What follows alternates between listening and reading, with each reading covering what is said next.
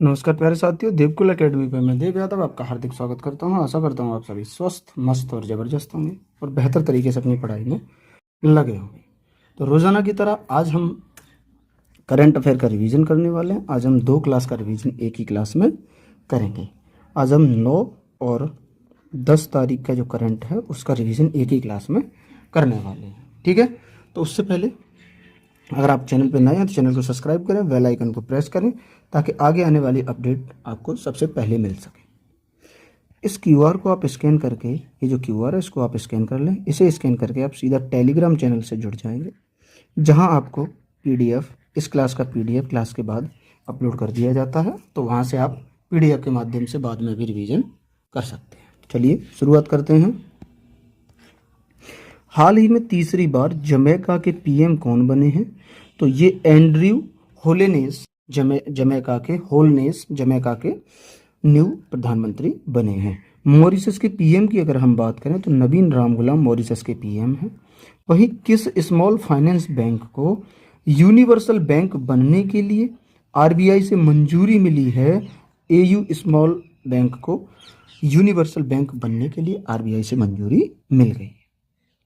चर्चा में रही किताब वाई द कॉन्स्टिट्यूशन मैटर्स का संबंध किससे है? इसका संबंध आपका डी.वाई. चंद्रचूड़, जो हमारे पूर्व सीजेआई थे, उनसे संबंधित है। कौन सी किताब? Why the constitution matters. अगले की बात करें, वर्ष 2026 का G20 शिखर सम्मेलन किसकी मेजबानी में होगा? तो ये यूएसए की मेजबानी में होगा। G20 की स्थापना की बात करें तो 1999 में इसकी स्थापना हुई थी और इसका प्रथम सम्मेलन आपका वॉशिंगटन डीसी में हुआ था। कब? 2008 में। अच्छा, 2023 का इसका होस्ट भारत रहा है और 2024 का ब्राजील होस्ट, 2025 का जोहान्सबर्ग साउथ अफ्रीका में हुआ है। तो ये आपको याद रखना, और 2026 वाला आपका यूएसए में होने वाला है। ठीक है, आगे बात करें कि G7 2025 का होस्ट, तो G7 2025 का होस्ट आपका कनाडा रहा। क्लियर है। अगले की बात करें, हाल ही में अडानी पावर ने किस देश में वांगछू जल विद्युत परियोजना स्थापित करने के लिए समझौता किया है? तो ये भूटान में स्थापित करने के लिए समझौता किया है। भूटान की राजधानी की बात करें तो थिम्पू इसकी राजधानी है और यहाँ के जो पीएम हैं वो शेरिंग तोबगे भूटान के पीएम हैं। भूटान के राष्ट्रीय खेल की अगर हम बात करें तो तीरंदाजी भूटान का राष्ट्रीय खेल है और इसके उपनाम की बात करें तो थंडरबोल्ट इसका उपनाम है। भूटान को ही थंडरबोल्ट कंट्री भी कहते हैं। भारत का पहला ड्रोन एआई आधारित कृत्रिम वर्षा प्रयोग कहाँ शुरू हुआ है? तो ये तुम्हारा राजस्थान में शुरू हुआ है। कृत्रिम वर्षा प्रयोग भारत का पहला ड्रोन एआई आधारित। अगले की बात करें, हाल ही में कैंसर के टीके एंटोरोमिक्स का अनावरण किसने किया है? तो ये रूस ने इसका अनावरण किया है। कैंसर का अध्ययन आपसे पूछे तो ऑन्कोलॉजी, कैंसर के अध्ययन को ऑन्कोलॉजी कहा जाता है।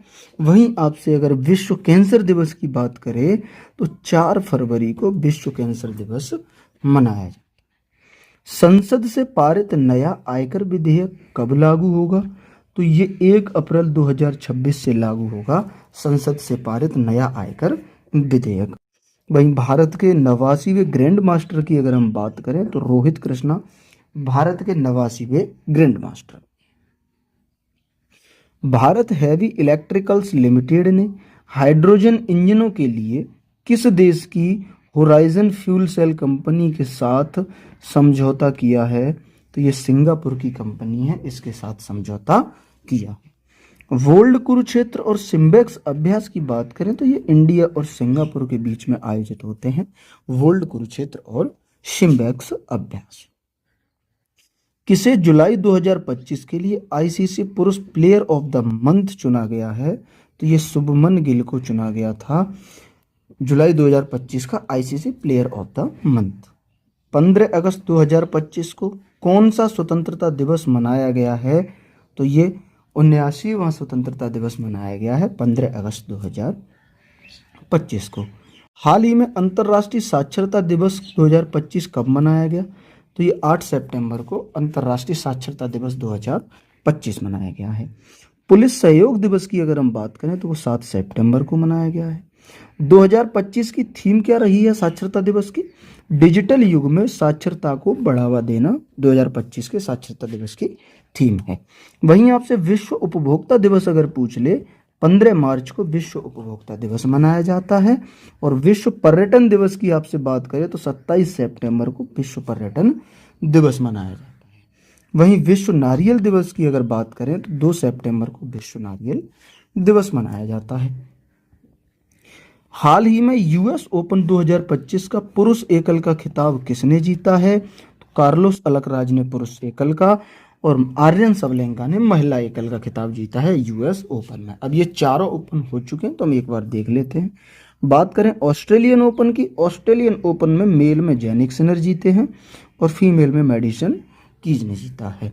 फिर अगले की अगर हम बात करें विंबलडन ओपन, तो विंबलडन ओपन मेल में जेनिक सिनर और फीमेल में ईगा स्वेटेक जीती हैं।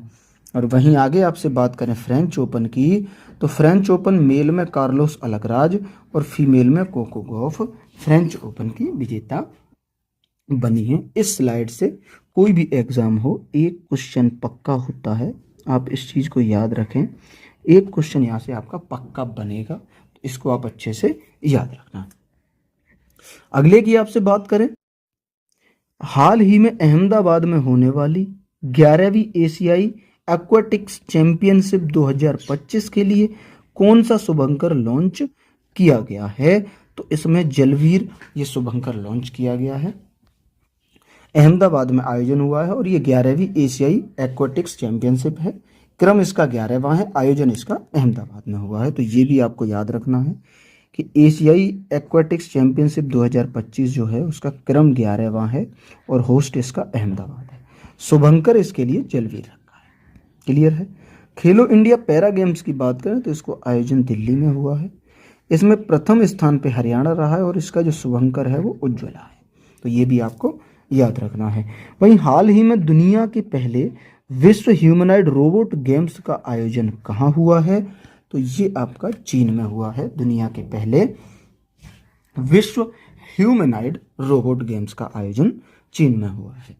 आगे आपसे बात करें कि हाल ही में उच्च सागर संधि बीबीएनजे के तहत कानून बनाने के लिए किसकी अध्यक्षता में 12 सदस्यीय मसौदा समिति का गठन किया गया है?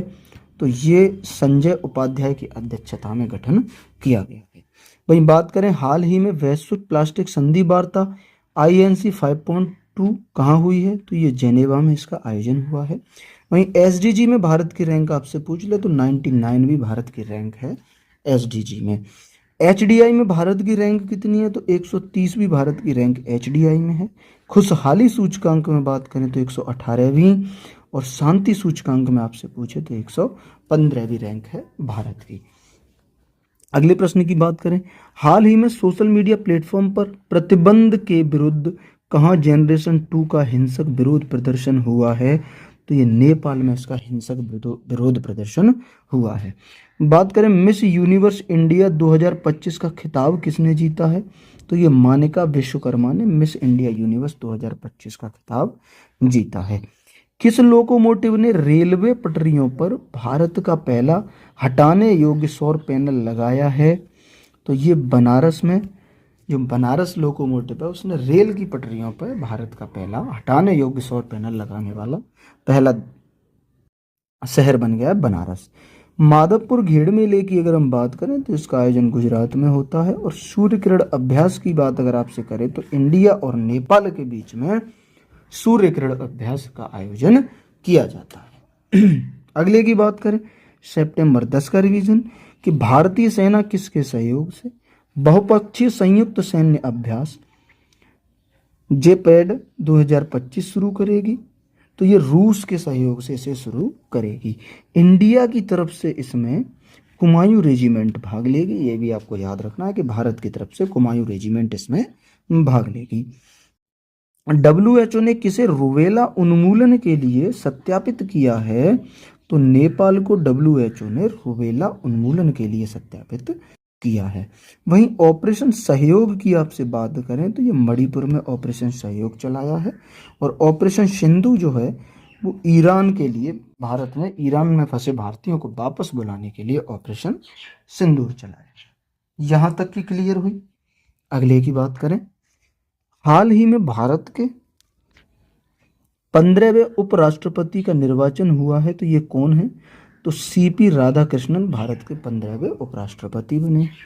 भारत का एक उपराष्ट्रपति होगा, ये अनुच्छेद 63 में कहा गया है, और जो उपराष्ट्रपति है वो राज्यसभा का सभापति होगा, ये अनुच्छेद 64 में कहा। वाइस प्रेसिडेंट के निर्वाचन की जो बात है वो अनुच्छेद 66 में वाइस प्रेसिडेंट के निर्वाचन की बात कही गई। आपसे पूछे वर्तमान मुख्य चुनाव आयुक्त कौन है या निर्वाचन आयुक्त कौन है, तो ज्ञानेश कुमार वर्तमान में मुख्य चुनाव आयुक्त हैं। वहीं देश के दूसरे हरित हाइड्रोजन संयंत्र का उद्घाटन कहाँ हुआ है, तो ये गोरखपुर में देश के दूसरे हरित हाइड्रोजन संयंत्र का उद्घाटन हुआ है। अगले की बात करें, हाल ही में भारत के किस पड़ोसी देश के पीएम ने व्यापक विरोध प्रदर्शनों के बीच इस्तीफा दिया, तो ये नेपाल के पीएम ने जो विरोध प्रदर्शन हुए उसके बीच इस्तीफा दे दिया है। हाल ही में संसद से पारित ऑनलाइन गेमिंग संवर्धन एवं विनियमन विधेयक 2025 में सजा का प्रावधान, तो ये 3 साल की सजा होगी या 1 करोड़ रुपए का जुर्माना भरना होगा, ये इसमें रखा गया है। अग्नि 5 बैलिस्टिक मिसाइल का सफल परीक्षण कहाँ किया है, तो ये चांदीपुर में किया गया है अग्नि 5 बैलिस्टिक मिसाइल का सफल परीक्षण। हाल ही में पहले खेलो इंडिया जल क्रीड़ा महोत्सव का आगाज कहाँ हुआ है, तो ये जम्मू कश्मीर में इसका आगाज हुआ है, पहले खेलो इंडिया जल क्रीड़ा महोत्सव का। अगले की बात करें, हाल ही में पहली स्वदेशी लंबी दूरी की क्रूज मिसाइल फ्लेमिंगो का परीक्षण किसने किया है, तो ये यूक्रेन ने इसका परीक्षण किया है।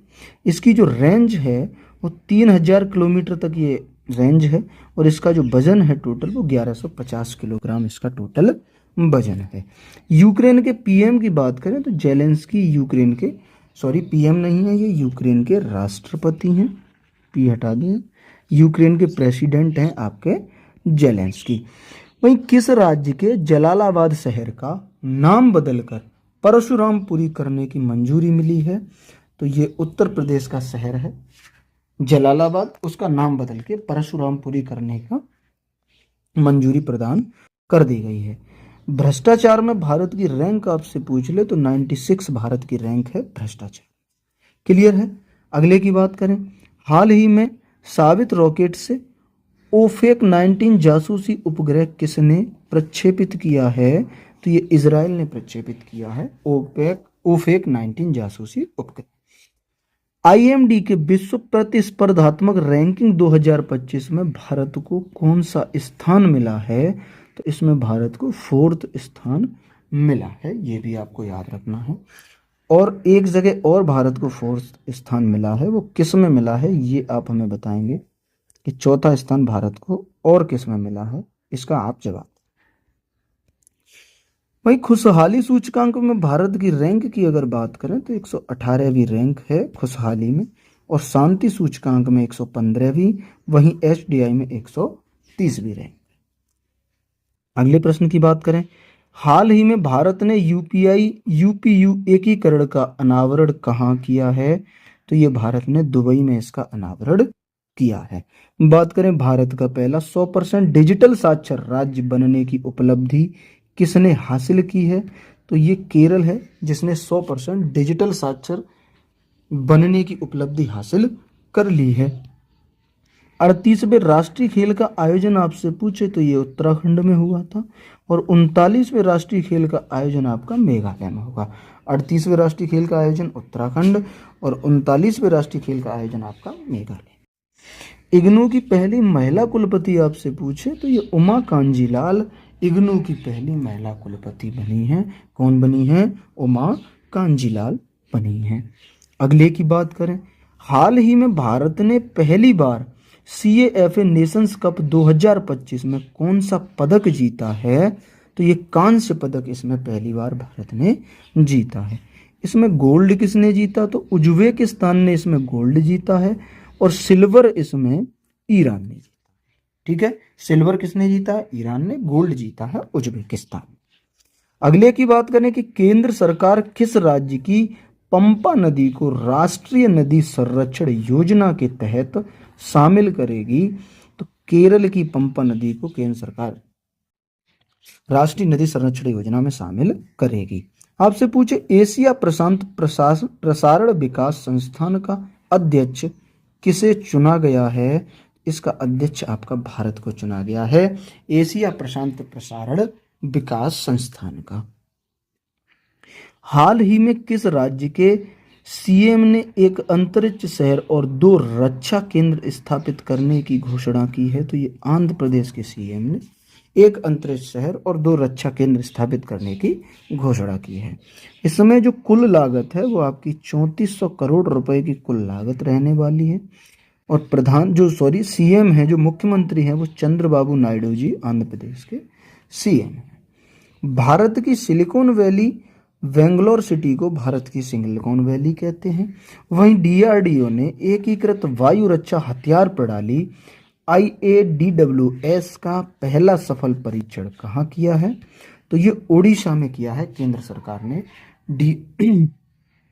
एकीकृत वायु रक्षा हथियार प्रणाली का शुभारंभ कहाँ किया है? तो ये किया है आपका ओडिशा में। ठीक है, अगले प्रश्न की बात करें। हाल ही में 99.3% साक्षर दर के साथ चौथा पूर्ण साक्षर राज्य कौन सा बना है? तो हिमाचल प्रदेश चौथा पूर्ण साक्षर राज्य बना है। पहले की बात करें तो पहला पूर्ण साक्षर राज्य मिजोरम बना था और दूसरा जो राज्य है वो त्रिपुरा बना था। वहीं अगर हम तीसरे की बात करें तो तीसरा इसमें गोवा। राष्ट्रीय अंतरिक्ष दिवस की बात करें तो ये 23 अगस्त को मनाया जाता है। और पहले खेलो इंडिया वाटर स्पोर्ट्स में पदक तालिका में किसने शीर्ष स्थान हासिल किया है? तो इसमें मध्य प्रदेश प्रथम स्थान पे रहा है, ये भी आपको याद रखना है। पूछे अंतर्राष्ट्रीय बिग कैट अलायंस का प्रथम हेड कौन है? तो डॉक्टर भूपेंद्र यादव अंतर्राष्ट्रीय बिग कैट अलायंस के प्रथम हेड बनाए गए। हाल ही में किस देश के पूर्व राष्ट्रपति ने नेटफ्लिक्स डॉक्यूमेंट्री अवर ओशंस के लिए तीसरा एमी पुरस्कार जीता है? तो बराक ओबामा ने ये जीता है। जो बराक ओबामा है, यूएसए के पूर्व राष्ट्रपति हैं, उन्होंने ये जीता है। भारत का पहला फिनटेक हब IGFTCH कहाँ लॉन्च हुआ? तो ये तुम्हारा उड़ीसा में लॉन्च हुआ है। वहीं भारत की पहली रोपवे परिवहन प्रणाली कहाँ प्रारंभ होगी? तो ये बनारस में भारत की पहली रोपवे परिवहन प्रणाली प्रारंभ होगी।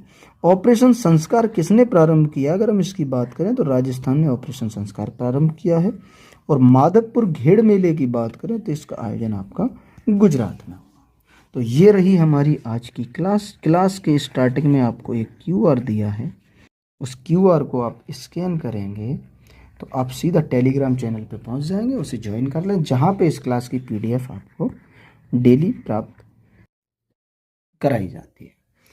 इसी के साथ क्लास अगर पसंद आई है तो क्लास को लाइक करें, चैनल को सब्सक्राइब करें और एक शेयर जरूर करें। जितने भी आपके स्टडी ग्रुप हैं उनमें एक बार शेयर प्लीज़ ज़रूर कीजिए।